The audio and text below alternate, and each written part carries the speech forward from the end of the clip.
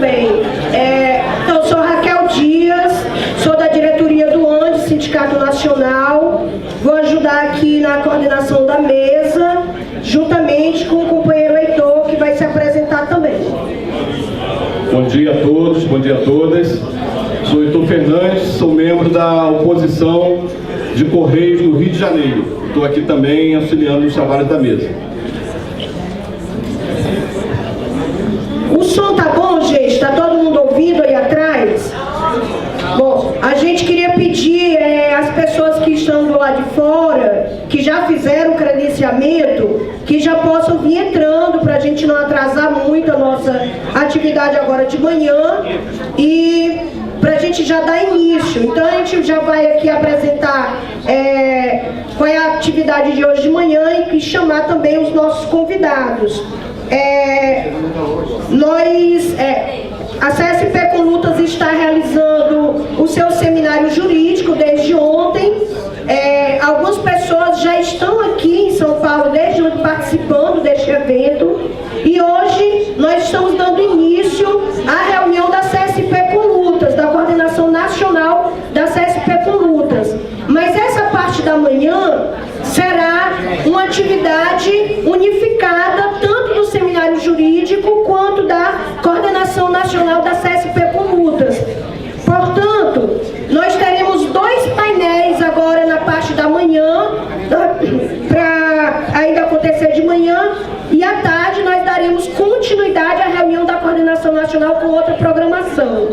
Agora, nessa primeira parte, nós teremos um painel sobre formas de financiamento e autossustentação das organizações sindicais. E para compor a mesa, nós já queremos convidar o Luiz Camargo de Melo, que é procurador do Rio de Janeiro. Gostaria de chamar para cá.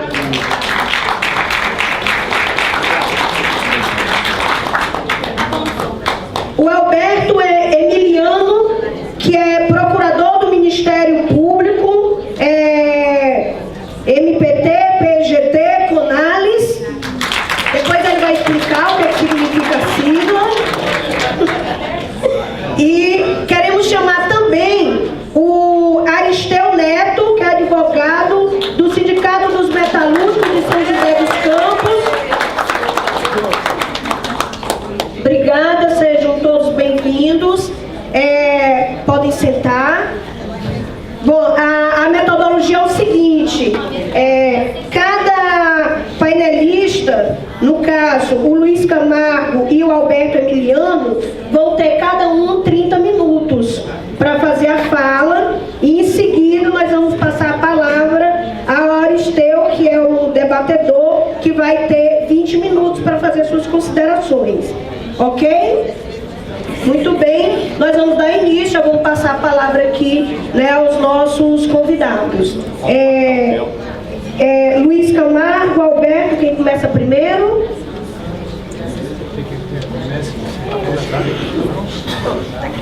Eu vou falar na frente, pode ser? Tranquilo, fica à vontade.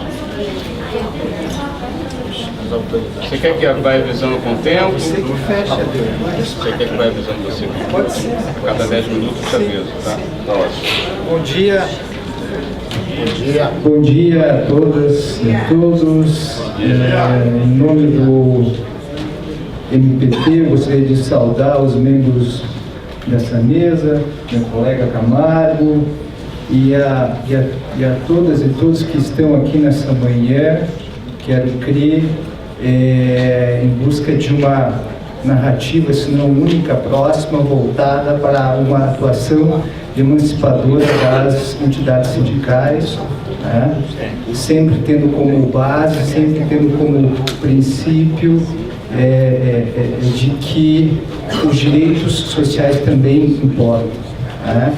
Em todo e qualquer Estado, em toda e qualquer democracia que pretenda ser efetivamente uma democracia, não pode em nenhum segundo descuidar da efetividade da implementação, né, dos direitos sociais, né? Essa certamente é uma das bandeiras mais importantes do MPT, né?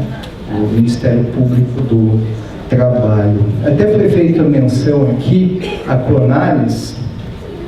CONALES nada mais é do que uma coordenação nacional no âmbito do MPT, que tem como missão, não é, Camargo, promover a liberdade sindical, né?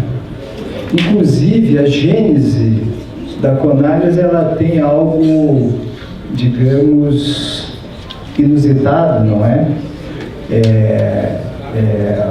No ano de 2008, 2007, o Estado brasileiro foi representado perante o Comitê de Liberdade Sindical da OIT, dentre outras coisas, pela prática de atos antissindicais. As centrais sindicais brasileiras, quase todas elas, fizeram essa denúncia em face do Estado brasileiro, noticiando que Judiciário e Ministério Público teriam por prática a execução de atos antissindicais que, portanto, impediam, atuavam como um obstáculo à livre atuação das entidades, né? Seja na questão do direito de greve, seja na questão do custeio sindical, tema da minha fala hoje. Enfim, o Estado brasileiro foi notificado para que se manifestasse e na nossa manifestação, dentre outras coisas, foi noticiada uma série de medidas e dentre essas uma foi a criação da CONALES, ou seja, de uma coordenação no âmbito do MPT com finalidade principal promover a liberdade sindical. Esse me parece, dentre outros, um dos maiores desafios do MPT para esses próximos anos, né? Ou seja, promover a liberdade sindical tem que ser uma bandeira a qual nós não podemos em nenhum instante, em nenhum segundo abdicar. Por quê? Porque, dentre outras coisas, né, repetindo aquilo que disse, a livre atuação das entidades sindicais são próprias de um regime democrático. São próprias de um Estado que tem como finalidade promover direitos fundamentais. E essa, me parece, uma missão a qual o Ministério Público não pode se furtar, né? Tem sim que cumprir esta missão. Com relação à questão do custeio sindical, o Ministério Público parte do pressuposto de que a liberdade sindical também diz respeito a fontes legítimas de custeio, né? Essa é uma questão que não pode ser desconsiderada, seja pelo MPT, seja pelos trabalhadores, seja pela sociedade, né? Ou seja, entidades livres, entidades atuantes dependem de fontes de custeio legítimas. A partir disso, eu quero crer que é de conhecimento de muitos aqui, o MPT, nesses últimos meses, editou 2 notas técnicas versando sobre o custeio sindical. A nota técnica número 1, que trata especificamente da contribuição sindical, e a nota técnica número 2, um pouco mais recente, que trata da contribuição negocial. Isso tudo num contexto pós-reforma trabalhista, ou seja, pós-lei 13.467, que, como vocês bem sabem, tem por pretensão estabelecer novos marcos da contratação, novos marcos da relação de emprego no Estado brasileiro, né? Eu quero crer que é de conhecimento de muitos aqui que o MPT tomou de forma corajosa uma posição institucional crítica em relação à reforma trabalhista. Eu tenho que aqui saudar o Procurador-Geral, Ronaldo Fleury, por ter tido a coragem de, em nome da instituição, desde o processo de votação e após vacância e desde então da vigência da reforma trabalhista, adotar uma posição crítica em relação a diversos dispositivos da Lei 13.467. E não porque o MPT eventualmente tenha uma posição pró um lado ou outro, não. Simplesmente pelo fato de que, se nós defendemos e promovemos direitos sociais, há que se ter uma visão crítica em relação a uma reforma que, na nossa concepção, implica em grande retrocesso. E, especificamente no que tange ao custeio sindical, ou mais, no que tange à atuação sindical, a nossa preocupação é muito grande. Temos nos manifestado, seja por conta das notas técnicas, seja por conta de outros documentos, o nosso receio em relação à supressão de fontes de custeio, em relação às possibilidades de precarização que eventualmente se extraem de uma negociação, ou seja, vocês bem sabem, um dos pilares da reforma é de que o negociado irá prevalecer em face da lei, ainda que de forma prejudicial. Isso é algo que nos preocupa também. Mas também há uma preocupação muito grande, e nesse caso a reforma omissa, no que tange aos atos antissindicais. Essa efetivamente é uma questão importantíssima nestes tempos, nesses próximos tempos, nesses próximos anos.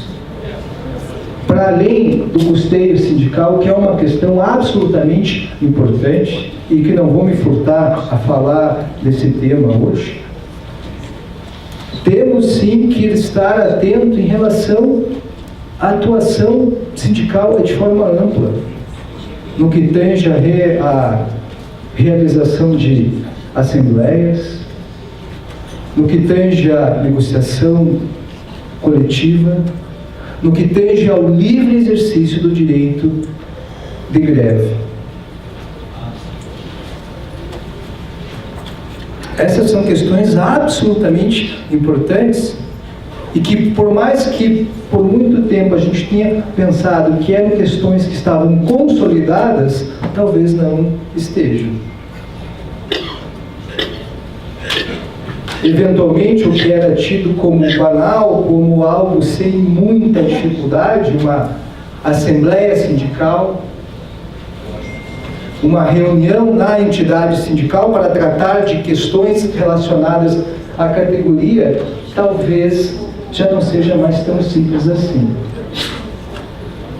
Talvez tenhamos que dar um passo atrás para reforçar a importância de se assegurar às entidades sindicais a plena condição de praticar os atos próprios da atividade sindical sem ser vítima de atos antissindicais, sem ser vítimas de atos discriminatórios, sem ser vítima de qualquer conduta estatal ou por parte do empregador que tente obstacularizar a livre atuação sindical. Então essa também é uma preocupação do MPT. Garantir que as entidades sejam livres, para que possam deliberar sobre seus estatutos, eleições, direção, gestão e também sobre o custeio. Bom, em relação ao custeio especificamente, há que se partir do pressuposto de que a liberdade sindical também requer fontes legítimas de custeio. E o ideal é que essas fontes de custeio venham da própria categoria. Ou seja, o ideal é que os próprios trabalhadores custeiem a atividade sindical. Né? E como vocês bem sabem, durante ou pós a vigência da reforma trabalhista, tenta-se criar uma narrativa de que, a partir de então, a contribuição financeira à entidade sindical seria um ato de vontade meramente individual. E que, portanto, caberia ao trabalhador, a partir da sua manifestação individual de vontade, decidir se vai contribuir ou não para o financiamento da entidade sindical que o representa. A Conalys, ela não concorda com esta narrativa, porque parte do pressuposto de que, ainda que não seja o melhor dos mundos, nós temos um sistema onde a unicidade foi mantida e a negociação coletiva praticada, implementada pelo sindicato, tem efeito erga omnes sobre toda a categoria. Tá? Então isso não se pode perder de vista, de que o sindicato ainda tem a legitimidade, porque não o dever, de representar toda a categoria a partir de uma organização fundada no princípio da unicidade. Vejam, eu posso até não concordar com a organização na forma da unicidade, como também eu posso e tenho muitas críticas em relação ao conceito de categoria. Na minha modesta concepção pessoal, o conceito de categoria é anacrônico. Ele efetivamente não é capaz de garantir uma atuação plena da entidade sindical.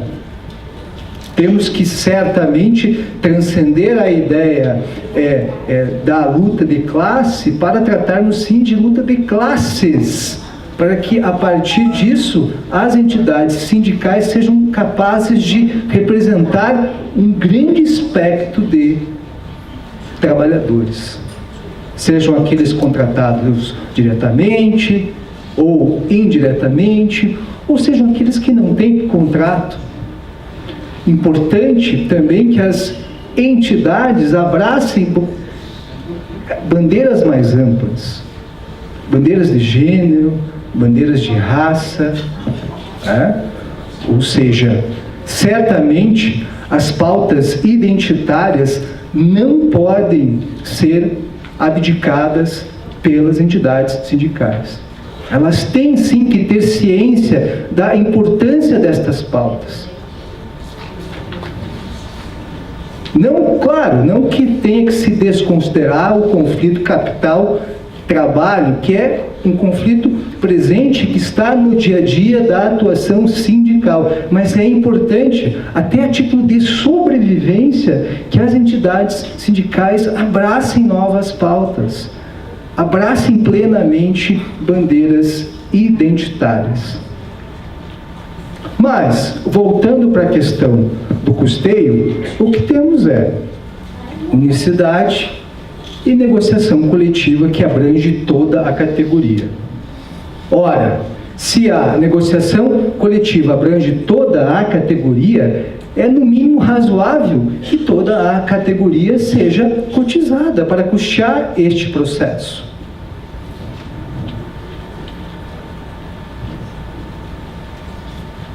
Se eu, trabalhador, filiado ou não a determinado sindicato, sou abrangido, sou alcançado por aquele acordo ou por aquela convenção coletiva, é razoável que a entidade sindical, em assembleia, delibere sobre uma fonte de custeio. Delibere uma cláusula de financiamento daquela entidade sindical. O nome dessa fonte pouco importa. Contribuição assistencial, negocial, essa me parece uma questão de menor importância.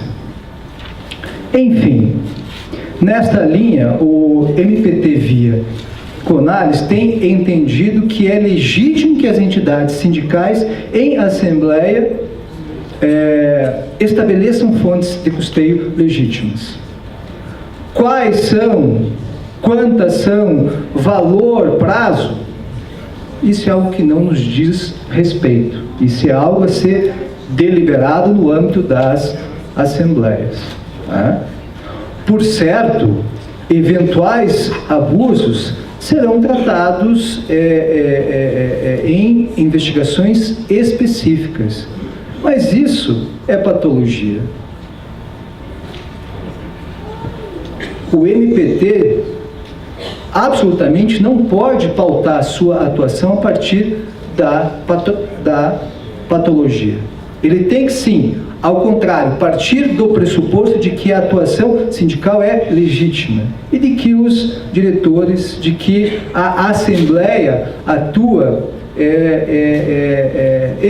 efetivamente voltada a emancipar a condição da categoria representada. E, portanto, quando a reforma trabalhista fala de autorização prévia e expressa, tanto a nota técnica número 1 da Conales, quanto a nota técnica número 2, entende que essa autorização pode sim ser extraída em assembleia. Né? Garantida, por certo, a participação de filiados e não filiados à entidade sindical. Né? Acrescento aqui que a nota técnica número 2 faz menção ao direito de oposição. Bom, eu particularmente sou contrário ao direito de oposição. Eu acho que ele mais causa problemas do que resolve essa questão do financiamento.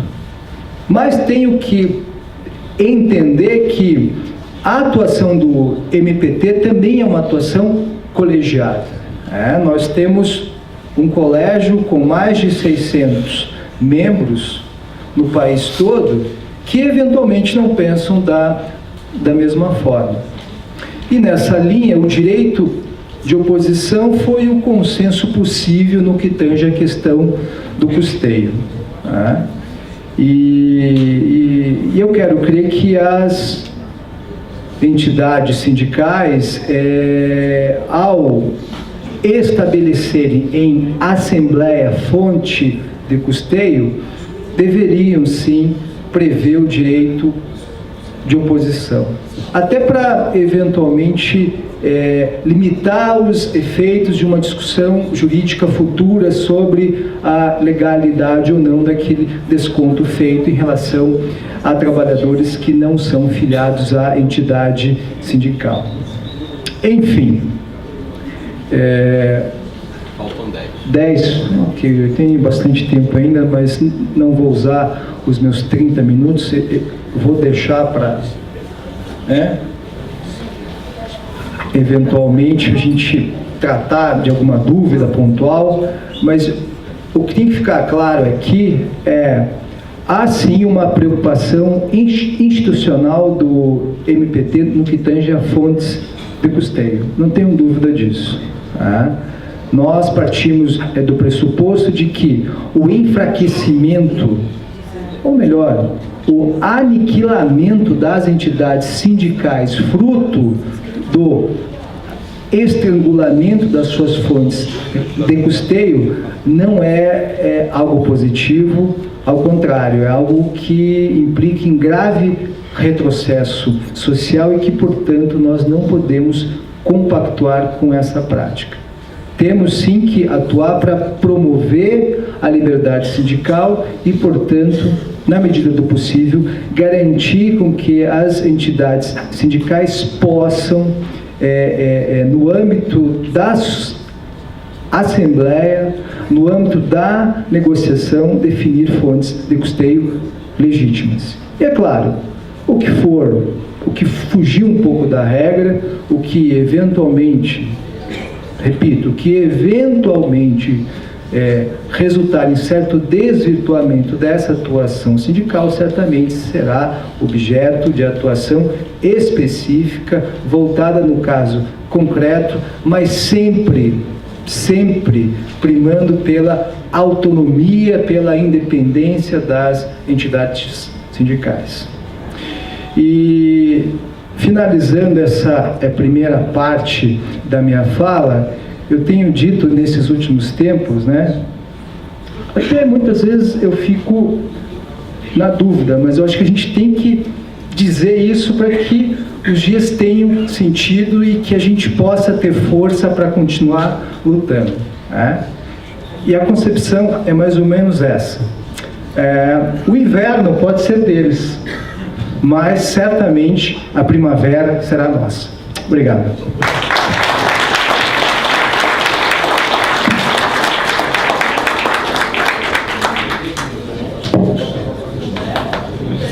Obrigada, Alberto Emiliano. Agora a gente vai passar a palavra para o Luiz Camargo de Mello, também poderá usar 30 minutos. Sim.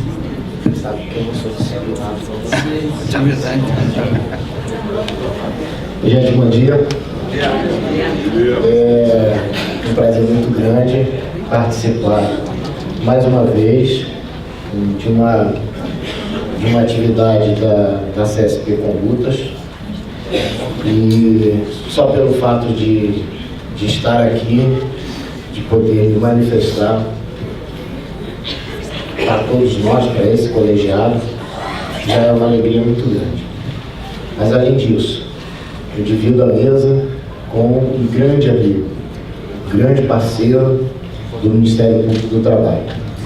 Aproveito, claro, para saudar a todos que estão aqui na mesa, né, inclusive que vai nos apertar depois, não é isso?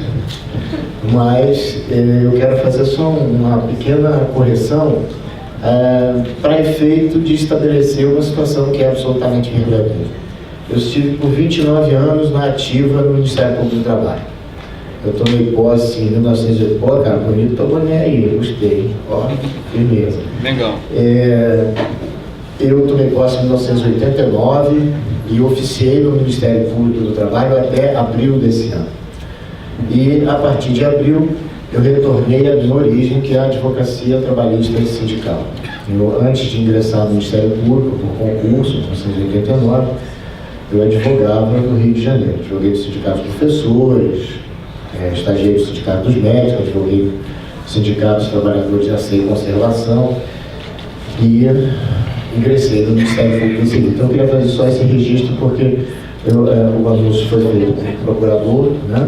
E é um orgulho muito grande, uma honra ter passado por todas as instâncias dentro do Ministério Público do Trabalho, culminando com o fato de ter sido Procurador-Geral do Trabalho entre 2011 e 2015. Mas hoje eu estou de volta à advocacia trabalhista e sindical. Bom, enfim. E além de pensar mesmo, eu quero fazer um registro aqui especial, uma mulher maravilhosa que mora no meu coração, que é a doutora Ellen, advogada trabalhista, que tem um histórico de contribuição para o movimento sindical, não somente, mas para as lutas da classe trabalhadora e da sociedade civil organizada. Pedro Altinado, Zé Maria, meu amigo Rodrigo, que está ali, que já falou ontem, né? Tive a oportunidade. Ontem a gente já bebeu um chopinho ontem de noite, quando eu cheguei, mas enfim, grandes amigos, que me deixam muito feliz de estar aqui. Agora, puxação de saco à parte, né? Vamos dizer alguma coisa, e foi para isso que o Atinágoras me convidou. O Manuel Bahia, que organizaram a nossa participação aqui, meu agradecimento a todos. Mas Beto falou aqui coisas muito importantes.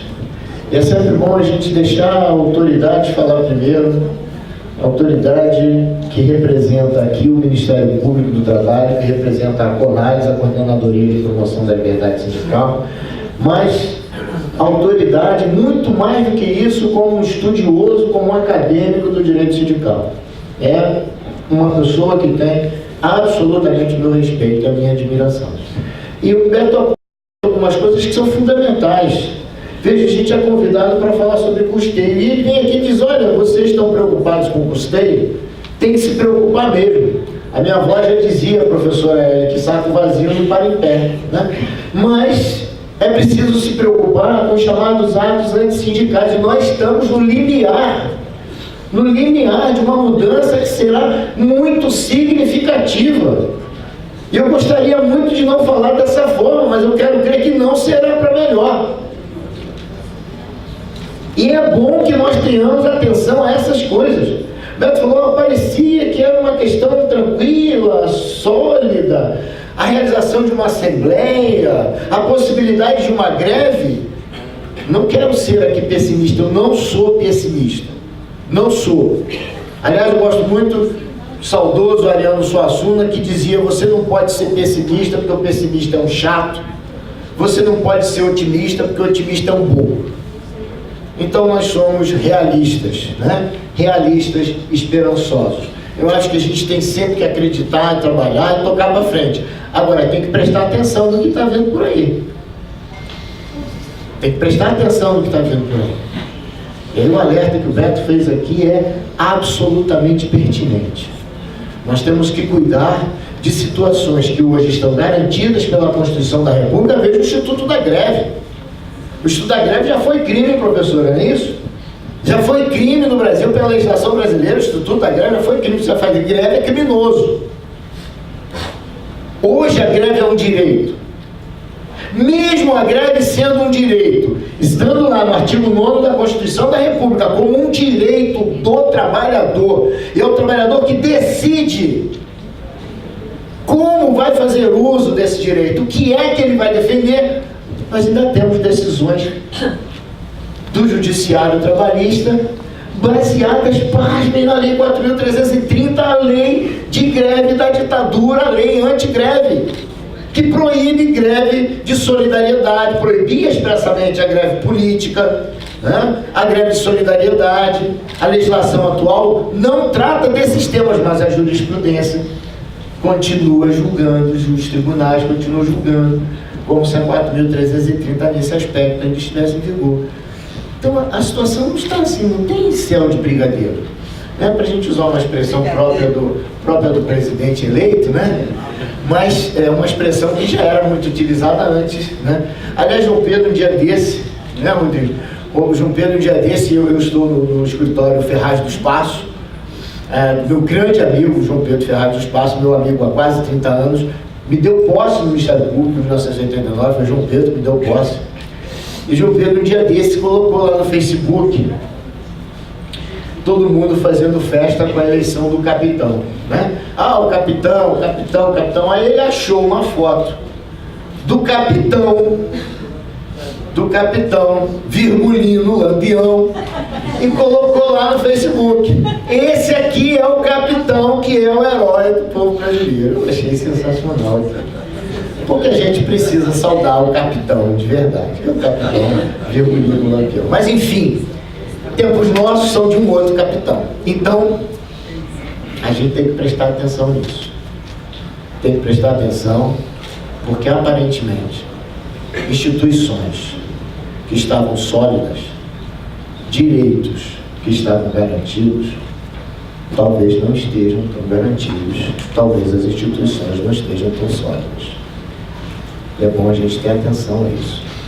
E aí o papel das entidades sindicais, eu quero fazer uma saudação à CSP com lutas, porque aqui nós temos uma central, né, uma central de luta do trabalhador. O Beto falava aqui agora a questão de que nós precisamos romper barreiras, nós precisamos avançar. A CSP com lutas já faz isso. Nós temos aqui representantes de sindicato, nós temos representantes de movimentos populares, nós temos representantes de movimentos sem pé, enfim, Nós temos aqui uma representação da sociedade civil que sabe muito bem como é que tem que se fazer para continuar lutando, para buscar avançar. Então fica aqui, Atinado, em seu nome, as nossas congratulações por essa organização, porque talvez nós tenhamos muito a aprender com essa organização da CSP com lutas. Veja, Beto falava também aqui dessa estrutura sindical que nós temos. Eu sempre defendi na academia, escrevendo, estudando, dentro do Ministério Público, na sala de aula, onde eu leciono, eu sempre defendi que nós precisávamos efetivamente de liberdade sindical. Eu sempre defendi a ratificação da Convenção 87 da OIT, eu sempre me posicionei contra essa forma de contribuição compulsória. Por isso fiquei muito à vontade, durante os debates do projeto de lei que levou a 13467, para dizer que aquilo era um absurdo, a forma como se estava fazendo era um absurdo, era uma covardia. Você não faz mudança para avançar do jeito que foi feito. Você faz mudança para avançar democraticamente, com discussão, com debate, com perspectiva de organização, de articulação, para que as entidades possam se organizar. Não foi isso que aconteceu. O que aconteceu foi uma mudança abrupta e covarde para fechar as portas do movimento sindical. Estou falando especificamente da questão do custeio. Não dá para concordar com isso. Ainda que nós, veja, o Beto falou aqui das patologias do Ministério Público, nós já falamos sobre isso, Atinado, já tivemos a oportunidade de conversar, lembro, você vai se lembrar, em São Bernardo, nós conversamos, eu era Procurador-Geral do Trabalho, você chegou lá com uma comissão, né? Lembra disso? Estava no auge daquela discussão lá do Compers, o pessoal do Compers parando, fechando a ponte em Niterói, enfim. E o que é que nós precisamos observar, o que é que nós precisamos conversar, o que é que nós precisamos ter atenção? Essa estrutura, essa organização do movimento sindical não atende às nossas necessidades. Porém, é a estrutura que está na Constituição da República. Então nós precisamos ter muito cuidado. Porque se a gente sair por aí dizendo, não, vamos mudar tudo, derruba, os caras vão aproveitar e vão acabar com tudo de uma vez. É preciso ter muito cuidado. Quer ver eu fazer um recorte aqui? Há um grupo de dirigentes sindicais, nos últimos dias eu recebi algumas ligações, pessoal, aí como é que pode ficar, o que pode acontecer, o que não pode acontecer. Porque o governo eleito está informando que vai mudar aqui, que vai mudar ali, que vai fazer, que vai acontecer. Aí diz assim, um dirigente sindical ligou e fez uma pergunta objetiva. Eles vão acabar com a unicidade sindical que está na Constituição da República? Eu falei para ele, bom, tem um detalhe. Uma emenda constitucional hoje não pode ser votada por conta daquele GLO que está lá em atividade lá no Rio de Janeiro. Aquela exceção lá da questão da segurança pública no Rio de Janeiro. Enquanto estiver aquilo lá em vigor, não pode votar emenda constitucional. Esse aí é o grande impedimento, por exemplo, para a reforma da Previdência. O cara fica falando aqui e ali, mas o que está impedindo qualquer articulação é exatamente o ato de exceção do Rio de Janeiro. Né? Mas a partir de 1º de janeiro, ninguém sabe o que pode acontecer. Então pode ser encaminhada aí uma mudança a partir do retorno do Congresso, em fevereiro e tal, pode. Agora, uma emenda constitucional, doutora, que prazer. Bom de ver, que prazer, gente. Então, essa... Vou falar com você, ó, tá vendo? Perdi a perna, você não sabe. Mas enfim, é possível uma emenda constitucional para mudar isso? Claro, claro que sempre é possível. Mas será que tem articulação? Talvez tenha. Será que tem necessidade? Talvez não. Tramita no Congresso há muitos anos, o Rodrigo sabe muito bem disso. Tramita no Congresso há muitos anos a proposta de ratificação da Convenção 87. Se ratificar a Convenção 87 na forma prevista na própria Constituição da República, não precisa nem alterar o artigo 8º, já está alterado. Já foi a unicidade. Aliás, a professora Ellen sabe disso, muito bem, não é isso? dentro de casa. A professora Ellen sabe que já há doutrinadores defendendo que a unicidade já acabou. Que a unicidade já acabou. Faço outro recorte. Como é que foi? Tem 13 ainda. Só 13? Só. Pelo menos não é 17.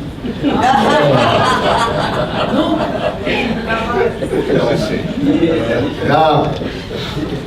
Enfim, essa mudança pode efetivamente acontecer.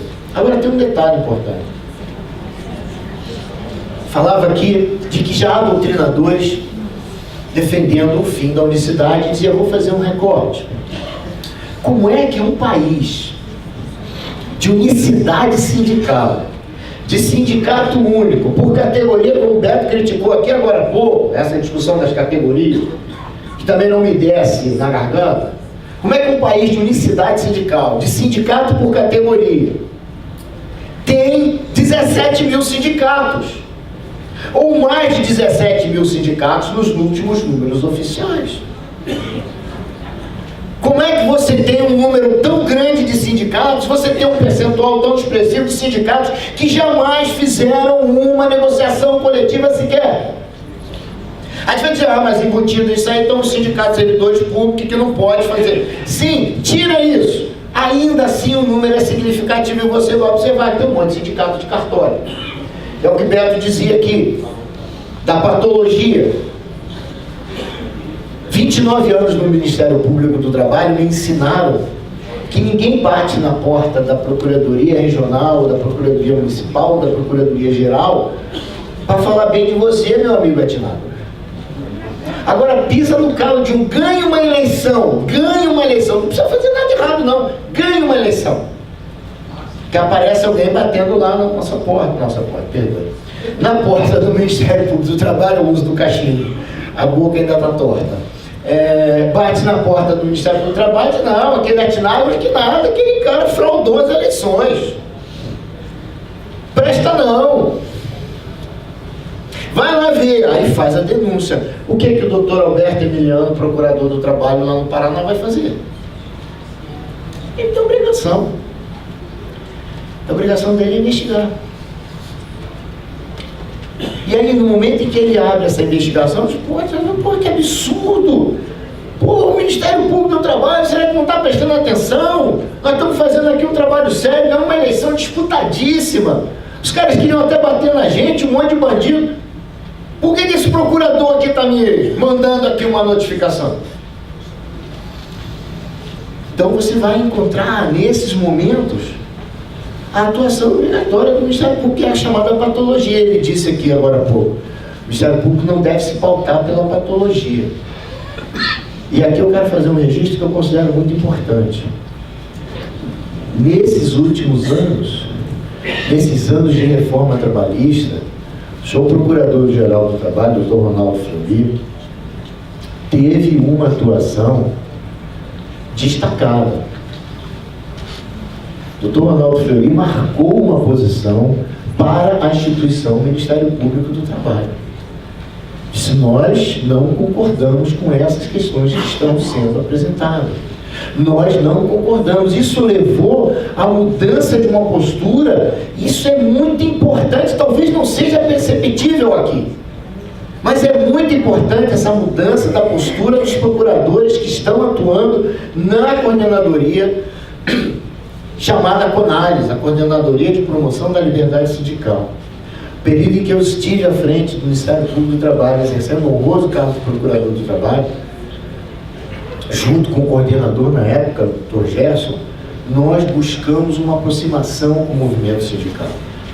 Acredito que aquele movimento que fizemos lá, buscando essa aproximação, talvez tenha deixado uma contribuição positiva para o que vem sendo feito hoje. Porque hoje o Ministério do Trabalho está dando um passo enorme, enorme.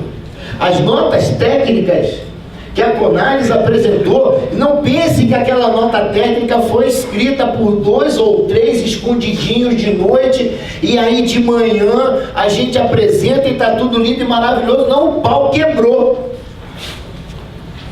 O pau quebrou. Não pensem que é diferente. Não pensem que um documento desse sai sem que haja um intenso debate interno e com pessoas que às vezes assim, pô, eu estou votando contra. Mas é significativo observar que foi vitoriosa aquela redação e que hoje é apresentada como a proposta que a Conalys está mostrando para a sociedade e chancelada pelo Procurador-Geral do Trabalho, que vem defendendo esses pontos que a Conalys está apresentando. E o que a Conalys está apresentando objetivamente, falando do custeio? A possibilidade da Assembleia decidir. Isso é um avanço. Eu leciono em Brasília, no Centro Universitário IESB, e tenho um enorme prazer de conviver com alguns ministros de tribunais superiores que lecionam lá junto conosco. Ontem à noite ainda estava fazendo fofoca disso ali com o meu amigo Rodrigo Torelli. Mas um desses ministros do Tribunal Superior do Trabalho, que é um grande amigo, uma pessoa que eu tenho uma admiração muito grande, que é o ministro Augusto César Leite de Carvalho. E Augusto, um tempo atrás, a gente conversando sobre essas questões que envolvem o precedente 119, tal, que, aliás, parece que caminha aí para uma alteração. Parece, professor Hélio. Mas o ministro Augusto César dizia assim, camarada, preste atenção numa coisa. Olha como nós fazemos, nós, os protagonistas, fazemos, às vezes, escolhas erradas. O ministro Augusto César dizia o seguinte, camarada, preste atenção numa coisa. Nós tínhamos, né? Naquela época, a nossa conversa, 10 minutos. Daqui a 10 minutos, você, por gentileza, me informa que eu tenho 10 minutos? Não. Mas, quer dizer, nós temos quatro fontes de custeio mais importantes. Contribuição sindical, contribuição assistencial, confederativa e a contribuição associativa ou social. O trabalhador que se associa ao sindicato paga todas.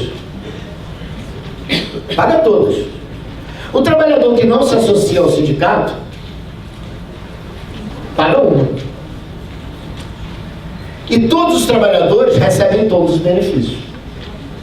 Por que o sócio, Neto? Por que o sócio tem que ser penalizado dessa forma? Porque nós escolhemos caminhos errados. Isso me dizendo Augusto. Quais foram os caminhos errados que nós escolhemos? Nós, do Ministério Público, estava no Ministério Público na época, entrávamos com ações, vamos discutir as contribuições assistenciais, vamos discutir as contribuições confederativas, para que apenas o quê? Os sócios contribuíssem. E eu vou dizer, vocês pediam e nós dávamos. O Ministério Público entrava com ação e a Justiça julgava. E nós assim fizemos a jurisprudência. E o que Augusto disse, para arrematar essa conversa? Nós escolhemos o caminho errado. Porque a contribuição assistencial, por exemplo, deveria ser custeada apenas por aqueles que não são sócios. Porque é exatamente o resultado do benefício oferido na negociação coletiva. Então vejam, o que é que nós estamos vivendo hoje? Alguns problemas por conta da atuação do direito, sim, do Ministério Público, da Justiça, sim, claro. Mas não vamos esquecer que nós também estamos vivendo problemas porque nós temos um número enorme de sindicatos que não tem sócios. Nós temos um número enorme de sindicatos e de dirigentes sindicais que jamais fizeram questão de associar. Por isso nós estamos chegando nesse momento. O sistema da unicidade sindical por categoria, como é que você chega a 17 mil sindicatos? Maurício Godinho Delgado explica isso. Você, ao invés de usar o sistema da agregação, você usa a especialização. Então você sai quebrando. Por que você sai quebrando? Porque quando você quebra, você tem contribuição sindical. E aí você sai criando um monte de sindicatinho, porque você vai ter contribuição sindical. E o fortalecimento da classe trabalhadora. Isso não é importante. E aí nós vivemos hoje uma situação como essa, por conta de erros que nós cometemos, todos nós. Não adianta a gente ficar aqui querendo jogar lama em um e outro, não. Está todo mundo sujo. Está todo mundo enlameado. Aí o que a gente vai fazer? Nós vamos continuar brigando, nós vamos continuar aqui se estapeando, ou então vamos sentar no meio-fio para chorar, ou vamos pescar? Não! Esse é o momento de buscar uma unidade, de buscar uma condição para que as entidades sindicais sejam fortalecidas. E aí que falo, repito aqui, o exemplo da CSP com luta de já trazer no seu bojo, na sua concepção, na sua prática, a participação de várias entidades representativas da sociedade civil. Se as entidades sindicais tivessem percebido há mais tempo, eu acho que nem hoje perceberam ainda, que fazem parte dessa sociedade civil organizada, que elas têm compromisso, não é só com o reajuste de salário na database, mas com compromissos muito maiores em relação à sociedade, essas entidades sindicais seriam muito mais respeitadas. Porque seriam enxergadas e entendidas como entidade da sociedade civil organizada. É isso que nós precisamos fazer, meu amigo Rodrigo. É isso que falávamos ontem à noite. Nós precisamos avançar, nós precisamos abrir as portas. Nós precisamos buscar, trazer para as nossas entidades a participação efetiva, popular e do trabalhador. Porque senão nós vamos ser tratorados. Não pense que vai ser diferente.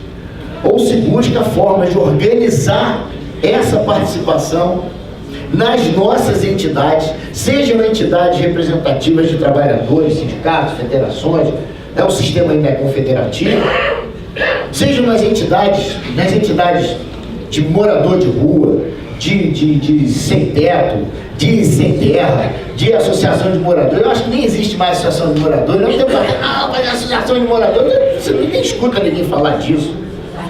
Ninguém mais quer saber disso. É preciso buscar novamente, é preciso trilhar esses caminhos e buscar uma organização mais ampla, mais participativa. Eu vou encerrar. Então, especificamente em relação às entidades sindicais que me pediram para falar aqui, eu já usei isso lá uns 40 minutos, não falei nada. Depois ninguém me convida de novo, né, professor? Está ótimo, O que a gente está defendendo é que as entidades sindicais nesse momento tenham atenção para convocar as assembleias, para definir na assembleia a fonte de custeio. Agora, por gentileza, eu vou falar bem baixinho que é para todo mundo escutar. Por gentileza, não vamos fazer assembleias fajutas. Vamos fazer assembleias representativas, porque o sistema legal vai estar de olho nisso. Não dá para fazer assembleia com 2 ou 3 decidindo por uma categoria de 2.000. Não dá. Um grande amigo que foi procurador, hoje é desembargador em um Tribunal Regional do Trabalho do Nordeste, encontrei com ele ontem no aeroporto quando estava chegando para pegar o voo para vir para cá, e ele falou assim: tem que fazer assembleia com os interessados. Olha só, Beto, essa expressão, professor Rodrigo, interessados, sempre foi entendida como sócio. Interessado é sinônimo de sócio? Acho que está na hora da gente começar a pensar em usar a palavra interessado com uma outra acepção, com uma acepção democrática. Interessado é quem tem interesse em uma questão do sindicato é o trabalhador. Então põe o trabalhador na assembleia, garante a possibilidade desse trabalhador na assembleia discutir, votar e sai dali fortalecido. Mas não pode esquecer a formalidade, porque o sistema estará de olho no respeito a essas formalidades. Há uma discussão hoje em voga: mas já tem gente decidindo assim na Justiça e no próprio Ministério Público administrativamente. Não, mas então os benefícios serão somente para aqueles que são sócios do sindicato. Mas o sistema não é esse. A norma que está na Constituição da República é que a entidade sindical representa a categoria. você começar a trilhar esse caminho, é um passo para o enfraquecimento de todos, trabalhadores e suas entidades. Então, eu acho que eu fixei aqui alguns pontos que eu vejo como absolutamente necessários. Defendo a possibilidade da Assembleia, como a CONADES defende, que na Assembleia, com uma autorização assemblear, sejam supridos os requisitos que a legislação nova trouxe, especificamente a autorização prévia e expressa. A autorização prévia e expressa eu não posso entender como individual. E tem mais. Também aprendi com o Maurício Godinho que você precisa observar a liberdade sindical do âmbito individual, sim, claro. Eu, trabalhador, tenho direito de ingressar no sindicato, eu tenho direito de não ingressar no sindicato, eu tenho direito, se eu estiver no sindicato, sair, isso é liberdade individual. Mas mais importante do que essa liberdade individual é a liberdade coletiva. É a liberdade que essa instituição tem de ampla participação, de decidir coletivamente aquilo que quer fazer, aquilo que tem que ser feito. Minha gente, é a hora. É a hora. Eu acredito que pontuei o que entendia como muito importante em relação à discussão do custeio. Mas nós não vamos avançar se a gente não botar a mão na massa, se a gente não trabalhar. Tem um ditado lá do Rio de Janeiro, do Carioca. Aliás, depois eu vou encaminhar para a mesa, eu vou encerrar. Depois eu já falei que vou encerrar umas 3 vezes, né? Mas eu vou encaminhar para a mesa que os itens importantes do meu currículo, né? Porque mesmo, inclusive, me anunciou aqui como procurador, eu sou advogado, trabalho sindical, mas os itens mais importantes do meu currículo é que eu sou carioca, flamenguista e mangueirense. Então, isso é efetivamente importante. Tem um rubro-negro aqui na mesa, que é um rubro-negro do Paraná. Meu amigo, para fechar. Galo! Hoje é sexta. Você não pode falar isso hoje, não. Você só pode falar essa palavra na segunda. Entendeu? Pra lá que vocês vão. Não chegou o cheirinho da segunda ainda, calma. Não vou nem reclamar debaixo, não, porque eles vão ganhar do Palmeiras pra gente ainda ser campeão na última rodada.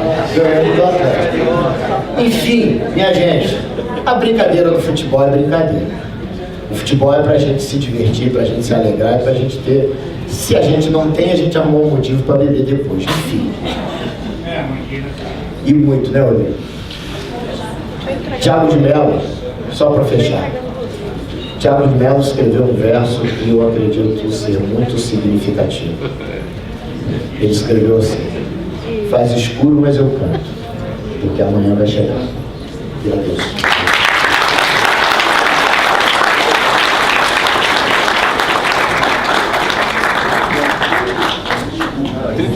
Obrigada.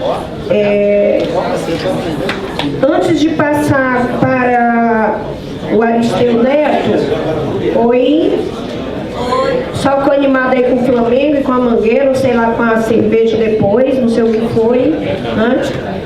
Bom, voltando, todo mundo voltando, se concentrando, né? Antes de passar para o Aristeu, a gente quer informar que essa mesa tem um formato de painel. Portanto, nós não teremos debate após o painel, tá certo? Então, a gente vai passar para o Aristeu, depois nós vamos...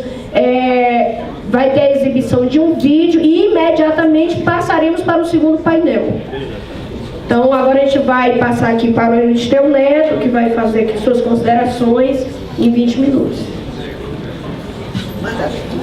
Bom dia a todos e a todas. Eu vou pedir licença para falar sentado. Saudar a mesa, Raquel, Heitor, Alberto, Camargo. Destacar aqui a clareza da fala dos palestrantes aqui, que foram muito objetivos. E dizer que, na verdade, se a gente está discutindo hoje essa nota técnica do Ministério Público do Trabalho, é como um fruto de uma iniciativa muito mais ampla, que foi a criação do Fórum Interinstitucional para discutir o mundo do trabalho, uma iniciativa da atual direção do MPT, Ronaldo Fleury, mas não só dele, que reuniu centrais sindicais, sindicatos, a Associação dos Magistrados, o Ministério do Trabalho, para fazer debates e para estreitar relações e buscar soluções diante do ataque que estava previsto, estava expresso, estava materializado aí na Lei 13.467. Então eu diria que esse é um dos frutos e que nós necessitamos, se esse fórum foi criado primeiramente em nível nacional, nós promovemos regionalizações desses fóruns. Por exemplo, em São José dos Campos nós temos um fórum regional. É preciso capilarizar cada vez mais essa iniciativa, porque ela se mostrou extremamente positiva e resultou nessa nota que é a síntese do possível. A gente sabe que não só partiu de uma estreiteza normativa, mas também de uma heterogeneidade dos procuradores em escala nacional. Então, eu não posso começar minha fala sem fazer esse registro do avanço que foi no marco histórico que está dado para o mundo do trabalho. Eu vou fazer aqui, na verdade, uma narrativa, um teste empírico, porque normalmente quando você cria uma norma, a norma tem o caráter prospectivo, ela vai apontar o que deve ser, né? E nós temos uma experiência que foi efetivada em 1999, já vai para 20 anos da experiência, no Sindicato dos Metalúrgicos de São José dos Campos e região, que foi a abolição do imposto sindical por meio de ação judicial. Não é a simples recusa do imposto e a devolução posterior, é mais do que isso. É ajuizar uma ação para proibir a mera cobrança do imposto sindical, e isso desde 1999. O sindicato foi um dos pioneiros e com certeza foi das entidades sindicais aquela que ficou com esse regime de abolição do imposto sindical por mais tempo. Talvez com segurança a que mais tempo teve essa isenção no país. Agora, quando nós fazíamos isso em 99, nós não fazíamos isso de forma nenhuma como franciscanismo. Ninguém estava rasgando dinheiro. O debate era resgatar a autonomia sindical. Era desatrelar do Estado e encontrar formas democráticas de financiamento. E naquele momento, em 99, por uma coincidência, nós tínhamos já numa fase de execução, de liquidação, um grande processo contra a Embraer. Um processo que reunia 12 mil substituídos, trabalhadores que estavam na empresa e alguns demitidos, aliás, muitos demitidos. Era isso, perdas salariais que abrangiam esse universo de trabalhadores. E nós começamos a fazer grandes assembleias com esses beneficiários do processo judicial para fazer o seguinte debate: haveria um custo no processo judicial, não era apenas receber as indenizações, que variavam lá de R$2.000 até R$70.000, dependendo do tempo de casa de cada trabalhador. E nós falávamos, a regra vai ser a seguinte: 5% para quem é sócio, 15% para quem não é sócio. Fizemos esse debate da forma mais democrática possível, não foi sem questionamentos. Um dos questionamentos é a herança do próprio sistema sindical, que falava da assistência judiciária gratuita, que é uma filha do imposto sindical, como se o sindicato fosse uma fonte de assistencialismo, e a gente rompendo com esse modelo, a gente falava, não, aqui tem que ter financiamento pelos trabalhadores, e inclusive fazer esse debate muito franco com aqueles que estavam desligados, estavam sendo beneficiados pela estrutura sindical, custeada pelos empregados da ativa, pelos trabalhadores da ativa, e tinham que dar alguma retribuição, uma contrapartida para o sindicato. E isso foi compreendido. E esse foi um primeiro momento. Na década de 2000, nós fomos chamados pelo Ministério Público do Trabalho, lá em Campinas, que era um pouco aquele cenário que o Camargo reportou aqui. Se questionava que nas convenções coletivas havia cobrança de trabalhadores não sócios. E eu relato a vocês, a procuradora ficou quase perplexa quando a gente falou: a gente não cobra imposto sindical. Desarmou a procuradora. Só vocês não cobram? Não, a gente não cobra. Desde 99 a gente não cobra mais e por isso a gente faz essa forma de custeio e como o não associado é beneficiado, a gente acha que ele deve contribuir. E ela ali, né, não sabia muito bem como é que encaminhava e tal, falou assim: olha, mas eu tenho um questionamento aqui a fazer a vocês. Tá bem, vocês então têm legitimidade para cobrar de todo mundo, mas não pode diferenciar, porque eu vi na convenção aqui, tem lá uma diferenciação: o sócio paga 1% e o não sócio paga 5%, e isso é uma discriminação. Nós falamos: bem, se é assim, nós vamos nos adequar, fazer uma adequação, e fizemos. Na convenção seguinte, nós cobramos 5% de todo mundo. E demos um bônus para os sócios de 4%. Nós não podíamos dar bônus para os não sócios, porque daí também seria uma malversação da receita sindical. Vocês estão distribuindo dinheiro. E a gente comunicou ao Ministério Público do Trabalho, falou assim: nós estamos adotando um critério que é um critério que a gente acha que é justo, que é razoável. Até porque, se a gente não faz isso, o sócio briga muito com a gente. Com certeza. Nós seguimos nesse regime de financiamento, e digo a vocês, as substituições, por exemplo, nos processos como uma receita extraordinária, nas convenções como uma receita ordinária, e há um sindicato muito combativo que celebra muitas convenções, muitos acordos coletivos, enfim, a gente tinha um suprimento da receita, mas a renúncia do imposto sindical era, do ponto de vista financeiro, um prejuízo maior. Não foi uma opção política, sabendo que se sacrificava a receita, mas se sacrificava a receita por uma motivação política mais importante, o exercício da autonomia e por consequência da liberdade sindical também. Mas vejam vocês como as coisas mudam.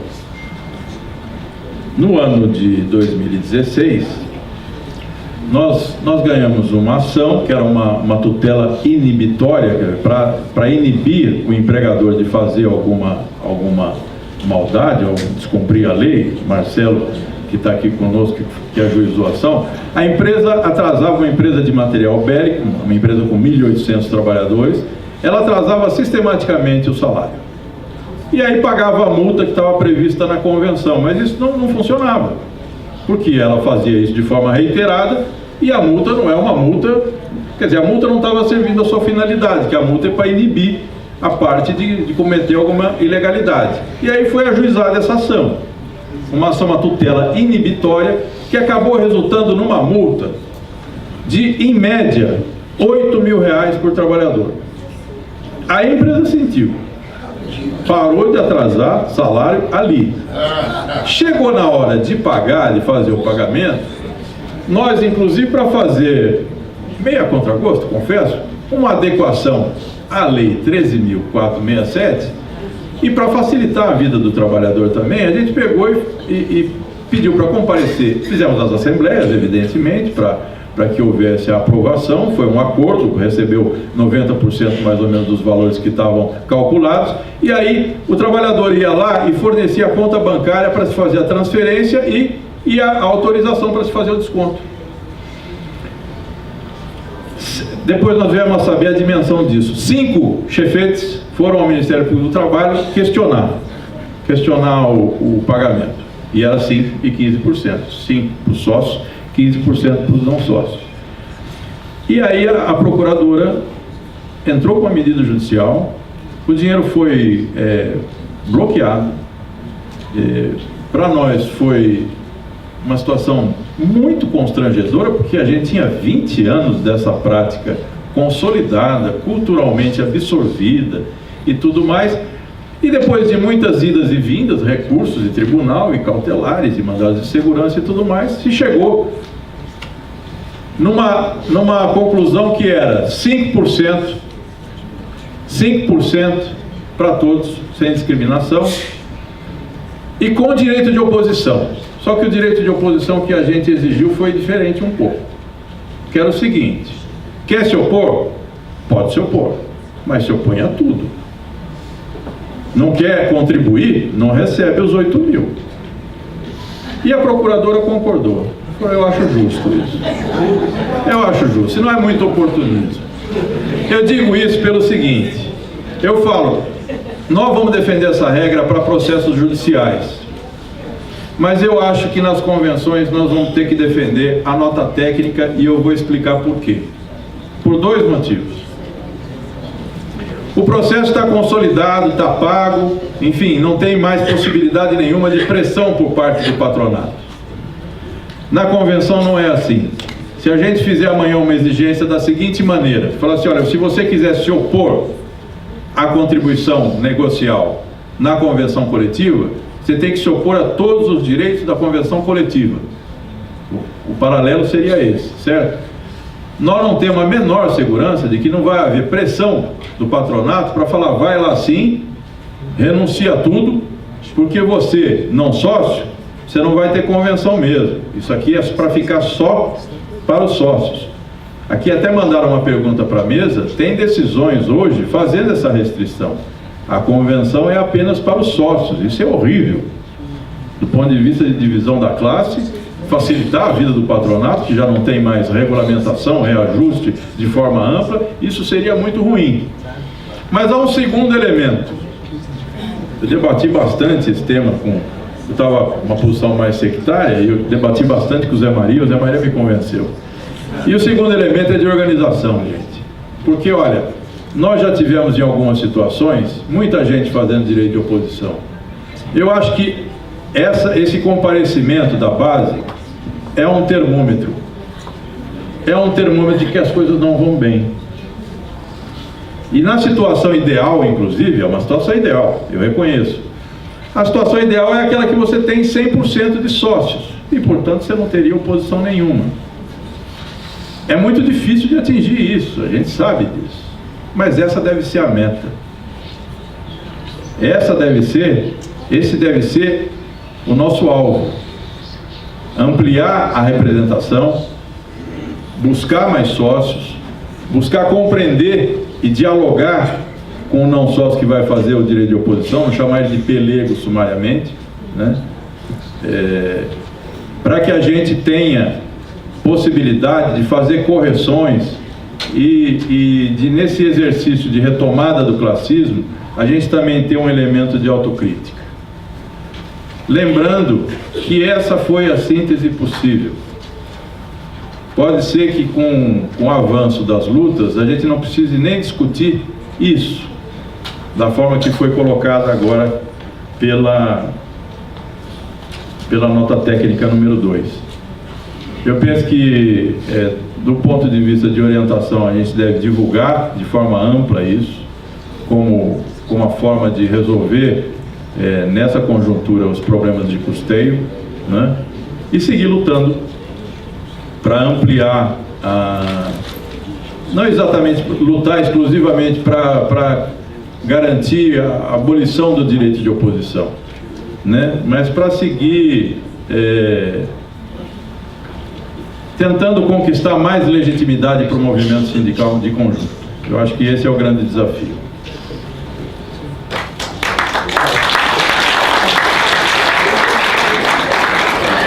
Eu ia mesmo encerrar e as palmas são combustível. Mas eu não posso deixar de encerrar. Tem mais 5. Tem mais 5 minutos, eu não vou utilizar. Vocês foram muito sensíveis, porque eu ia mesmo encerrar. Eu tenho que fazer um seminário jurídico nessa conjuntura é difícil. Fazer um seminário jurídico numa central que, embora a mais combativa, sem dúvida nenhuma, tem suas dificuldades de estrutura, é muito difícil. Nós não teríamos chegado onde chegamos sem o esforço de Ellen e de Atinágoras. É óbvio que outras pessoas contribuíram, né? Mané Bahia aí na organização, todo o pessoal da comunicação e outras pessoas que estão na coordenação também foram importantes.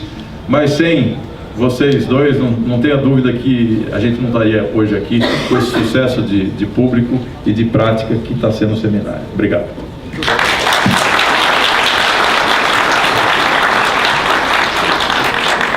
Muito obrigada. Nós agradecemos aqui aos três.